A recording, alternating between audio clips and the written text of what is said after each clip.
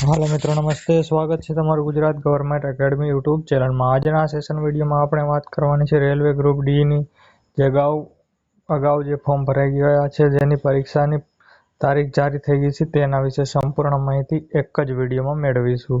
તો વિડીયોમાં બન્યા રહો અંત તક.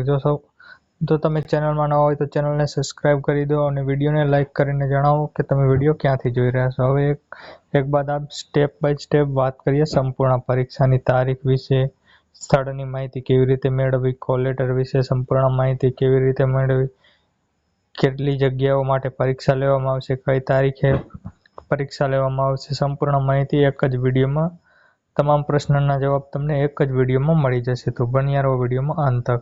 તો પરીક્ષાની તારીખ અંગે વાત કરીએ તો 3 ઓગસ્ટ 2026 લઈને 21 ઓગસ્ટ 2026 સુધી પરીક્ષા પ્રક્રિયા હાલ ધરવામાં આવી છે. જેની કુલ જગ્યાની વાત કરીએ તો કુલ જગ્યા 22,195 જગ્યા પર જે આ ભરતી પ્રક્રિયા હાથ ધરવામાં આવેલ.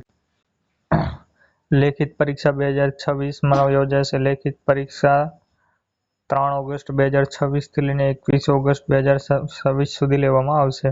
વાત કરીએ પરીક્ષાની સ્થળ અંગેની માહિતી તમારે ક્યાંથી મેળવવાની રહે તો પરીક્ષાની સ્થળ અંગેની માહિતી રેલવે રિક્રુટમેન્ટ બોર્ડની ઓફિશિયલ વેબસાઇટ પર જઈને પરીક્ષાની તારીખથી 10 કે 12 દિવસ અગાઉ તમે જોઈ શકશો. વાત કરીએ કોલ લેટર અંગે તો કોલ લેટર કઈ રીતે ડાઉનલોડ કરવું તો લેખિત પરીક્ષાનો કોલ લેટર ઓફિશિયલ વેબસાઇટ પર જઈને પરીક્ષાના અગાઉ 4 દિવસ પહેલા તમે ડાઉનલોડ કરી શકશો.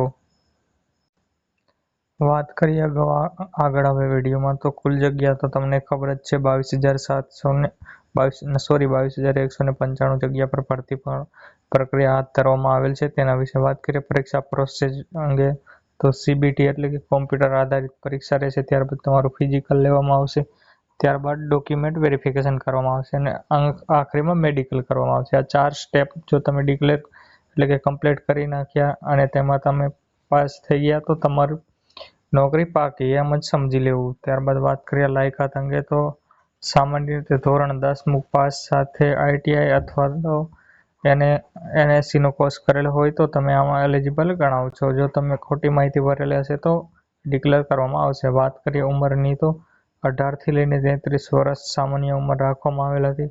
તેમાં પણ કેટેગરી પ્રમાણે છૂટછાટ મળી રહેવાની છે. ત્યારબાદ આગળ વાત કરીએ પગાર ધોરણ અંગે. સૌથી મહત્વનો મુદ્દો બધા જ લોકોના મનમાં રહેતો હશે કે પગાર ધોરણ શું રહેવાનો છે તેના વિશે. તો રેલવે ગ્રુપ ડી એટલે 2026 7 પગાર પંચ મુજબ પે લેવલ 1 મુજબ હેઠળ મળી રહેશે. મૂળ પગાર બેઝિક પગાર એટલે કે 18,000 પ્રતિ માસ તથા વિવિધ ભથ્થા એમ કુલ મળીને 22 થી લઈને 25,000 જેવો તમારો પગાર ધોરણ થઈ જશે. અને આવા જ વિડીયો માટે ગુજરાત ગવર્મેન્ટ એકેડમી ચેનલને સબસ્ક્રાઇબ કરો અને વિડીયોને લાઇક કરો અને કોમેન્ટ કરીને જણાવો કે આ વિડીયો તમને કેવો લાગ્યો.